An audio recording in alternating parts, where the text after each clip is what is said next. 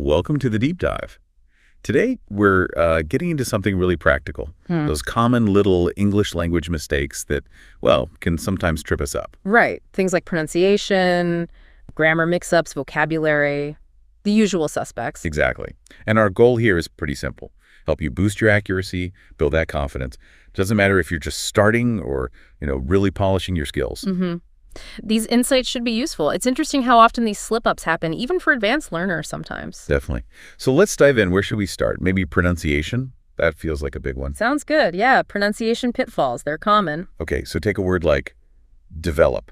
I hear develop quite a bit. That's a classic. But the stress is actually earlier. It's more like D-V-U-lip. D-V-U-lip. Okay. It's subtle.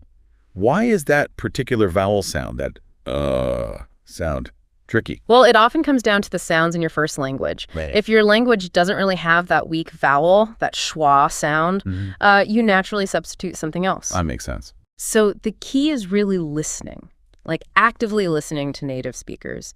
And pronunciation apps can be great too. Right. They often show you the mouth position and syllable stress. Exactly. Practice that stress pattern. Okay. Another sound pair that gets confusing, S and Z, like advice versus advise. Yes. Very common. Spelled almost the same, but that ending sound is different. So what's the trick there? It's about voicing. Advice. The noun ends with S. Feel your throat, no vibration. It's unvoiced. Okay. Advice, S. Right. But advise, the verb ends with Z. Put your fingers there again. You should feel a buzz. That's voiced. Advise, Z. Feel it. Paying attention to voice versus unvoiced sounds, it really clears things up. Good tip. Okay, moving on. Let's talk grammar blunders. Always a fun topic. Verb tenses. You hear things like, yesterday I go to the market.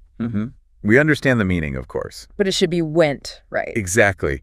Getting those tenses right is just crucial for showing when something happened. Simple past for finished actions in the past. So what helps here? Just drills. Practice, definitely.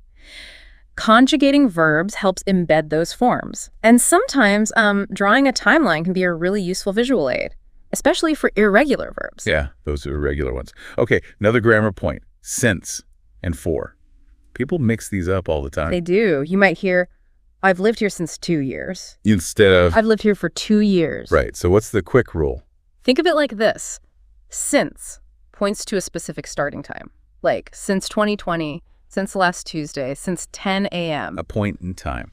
Got it. And for talks about a duration, a period of time. For 2 years, for 3 weeks, for 10 minutes. Okay, that's clear. Since start point for duration. Very much, yeah. Let's shift to vocabulary. Prepositions. Oh boy, the bane of many learners' existence. Totally. You hear, she depends on her friends. When it should be, depends on her friends. Why are they so tricky? Feels like pure memorization sometimes. There is an element of that, definitely.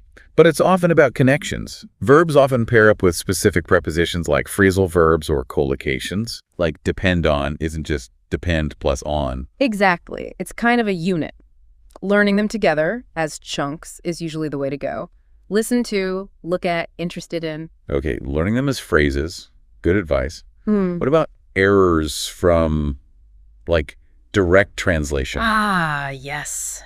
That's a big one. It comes from thinking in your native language and just swapping words. Got an example? Sure. In some languages, you might literally say the equivalent of, I have cold.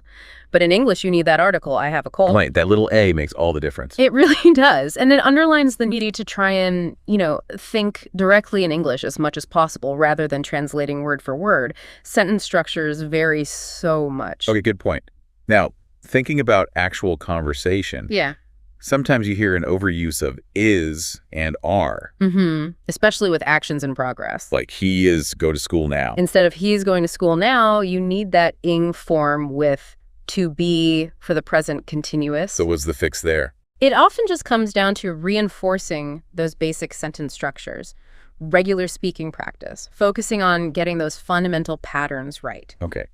And finally, maybe the biggest hurdle isn't even grammar or vocab. It's fear, hesitation. Absolutely. The fear of making mistakes, it can really make people freeze up or hesitate so much that the conversation just doesn't flow naturally. Yeah, you hold back because you want every word to be perfect. Exactly. But the main goal of language is communication, right? Getting your message across clearly is often more important than perfect grammatical accuracy, especially when you're learning. So how do you overcome that fear? Well, first, just speak. Practice regularly, even if it feels uncomfortable at first. Try shadowing, listen to a native speaker, and repeat right after them. It helps with rhythm and intonation. Kind of mimicking them. Yeah. And importantly, shift your mindset. See mistakes not as failures, but as, essential steps in the learning process. Opportunities to improve. That's a great way to put it. So really, it's about that continuous journey, isn't it? Practice, building confidence bit by bit. Don't let these common errors stop you. They happen to everyone. Keep at it. Keep listening, keep speaking, keep learning. So here's something maybe to ponder on your own. How could actually embracing those inevitable mistakes, rather than fearing them, maybe even speed up your path to fluency?